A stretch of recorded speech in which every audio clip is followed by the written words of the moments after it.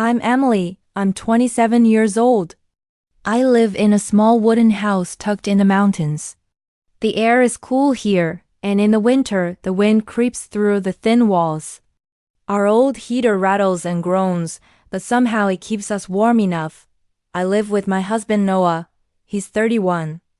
We've been married for 3 years. Noah isn't like other men. He doesn't chase money or trends. He's quiet, calm, and steady. His voice is soft. His hands are rough from work, but they're always gentle with me. He's a mechanic. His clothes always smell faintly of oil and metal. He leaves at 8 in the morning, comes back around 6, with tired eyes, but every single night, when he walks through the door and sees me, he smiles. And in that moment, no matter how hard his day was, I feel safe. I work at the library. I love the smell of books, their old pages, the silence, the way stories seem to breathe inside the shelves. I earn about $3,000 a month. Noah brings in around $2,000. It isn't much. We stretch every dollar. Sometimes we cut corners. But we make it work, or at least we try to. One evening we were eating dinner. Soup and bread. Simple, like always. The room was quiet except for the heater humming in the corner. And suddenly, I said something I shouldn't have. Noah, do you ever wish for more? He looked up slowly. More? What do you mean? You know, a bigger house. More money. A better life. He didn't answer right away. The silence stretched until I could hear the sound of my own heartbeat. Then he whispered, I wish I could give you more. My heart sank. That wasn't what I wanted. I didn't mean to make him feel small. But frustration bubbled up. You're smart, I said. You could do more. Start your own garage. Be your own boss. He gave me this small, sad smile. Emily, I don't know how to run a business. I pushed harder. Then learn. Try something. Everyone else is moving forward. Thomas just bought a new truck. Sarah's husband is starting a business in the city. Why not you? And that's when I saw it, the hurt in his eyes. But Noah didn't argue. He didn't raise his voice. He just whispered, I'll try. The next morning, Noah kissed my forehead and said, I'll be home late. Days passed. He came home later and later. His face grew more tired. Finally, one evening, he walked in holding a folded piece of paper. A warehouse, he said. Night shifts.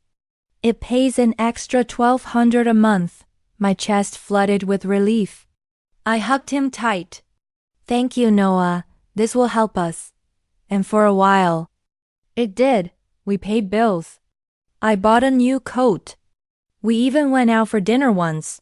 But slowly I noticed something. Noah stopped humming in the shower. He stopped laughing at my silly jokes. He barely spoke.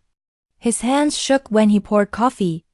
He fell asleep on the couch before dinner. One night, I woke up and found him sitting on the edge of the bed, holding his chest. Noah, I whispered, rushing to him.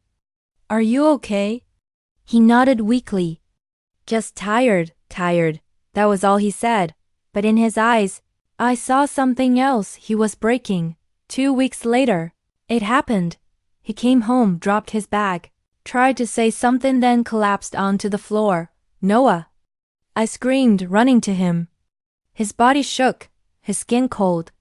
My hands fumbled with the phone as I dialed the ambulance, sobbing, begging him to stay with me. At the hospital, the doctor's words felt like knives.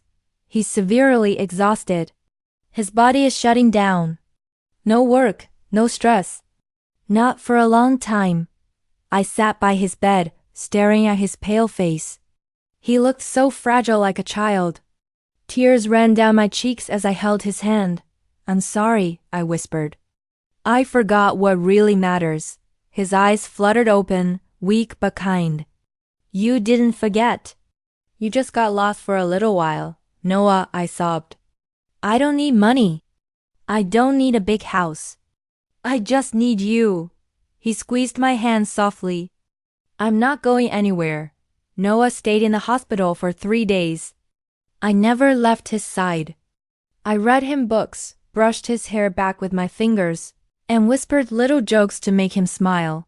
When he finally came home, the house felt different. Still small, still cold, but warmer somehow. That night, we ate soup on the couch, watching snow fall outside. He rested his head on my shoulder. I missed this, I whispered. His lips curved into a small smile. I missed it too, and in that silence I realized this was enough, but money was tight again. Hospital bills piled up. The heater broke. My coat wore thin. One evening, I watched Noah fixing the sink, grease on his cheek, determination in his eyes.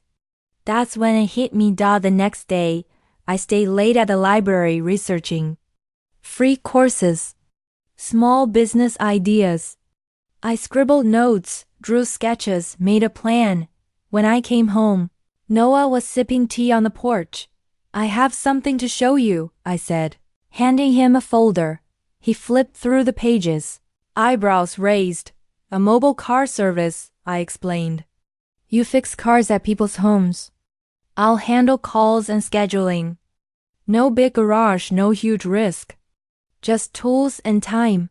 He looked at me for a long moment, then smiled a real smile. You did all this? I nodded nervously. His eyes softened. Then let's try. We called it Noah's Fix It then. At first, only a few calls. Then more. Soon, people were recommending him everywhere. One woman wrote, he fixed my brakes and didn't try to sell me things I didn't need. Honest man. That review made Noah blush. I just did what anyone would do, he mumbled. But I knew the truth. Not everyone would. That's what made him special. Slowly, money trickled in. Not much, but enough. Enough to breathe. One spring afternoon, we sat by the lake, eating sandwiches. Noah turned to me and said quietly, Do you remember the night I collapsed? I nodded, my chest heavy. I thought I failed you, he whispered. I thought you'd leave. I looked into his eyes. Noah, I never wanted to leave. I just wanted to feel safe. I forgot I already was. He reached into his pocket and handed me a folded piece of paper. I opened it. One line was written inside. Even if I have nothing, I still have you. And that is everything. Tears spilled down my face. That night, I wrote my own note. I thought love had to be shiny. But it's not. It's soft, steady, the way you hold my hand when I'm tired. That's real love. We placed both notes in a little box by the bed. Whenever life feels hard, we open that box. One morning, I woke up feeling different. Tired, but not sick. I whispered, could it be? At the clinic, I held a piece of paper that confirmed it. My hands shook all the way home. Noah was under a car in the driveway when I called, Can you come out for a minute? He rolled out, sweat on his forehead. What is it? I handed him the paper. He read it once, twice. Then his hands trembled, not from exhaustion this time. He stood, pulled me into his arms. We're going to be parents, he whispered. Yes, I said, tears spilling. We are. The world stopped spinning. All the noise, the money, the fear, the pressure, it all faded. What was left was love. A quiet, steady love. The kind that fixes sinks, holds your hand, and whispers, We'll try again tomorrow. And that's enough. That's everything. Love doesn't need shiny things. Love is in the quiet moments, the tired smiles, the gentle hands, the whispered promises. I almost lost Noah because I wanted more. But now I see clearly. He was already giving me everything. And now, with a baby on the way, our love has grown even stronger because love is enough. If this story touched your heart, please like, share, and subscribe. And maybe, tonight, hold the hand of the one you love a little tighter.